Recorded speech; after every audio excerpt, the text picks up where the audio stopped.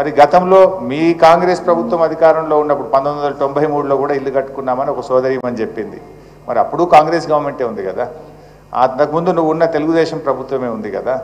అప్పుడున్న ప్రభుత్వాలు అనుమతి ఇచ్చినప్పుడు లోన్లు తీసుకున్నప్పుడు ఇప్పుడు తిరిగి వాటిని కూల్స్తామంటే అది అన్యాయం, అది అక్రమం, విచ్ ఈజ్ నాట్ కరెక్ట్.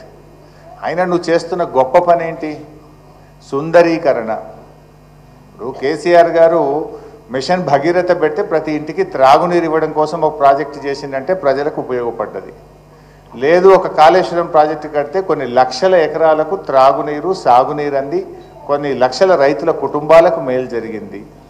నువ్వు ఏంటి ఇప్పుడు మూసీలో గోదావరి నీళ్లు బారిస్తా అంటే నువ్వు పారిచ్చేది గోదావరి నీళ్లు కాదు చెల్లి అన్నట్టు ఈ పేద మధ్యతరగతి ప్రజల రక్తం బారిచ్చేటువంటి ప్రయత్నం చేస్తున్నావు, కన్నీళ్లు బారిస్తున్నావు. మూసీలో గోదావరి నీళ్లు కాదు, ఈ పేదల కన్నీళ్లు బారిచ్చేటువంటి ప్రయత్నం చేస్తున్నావు.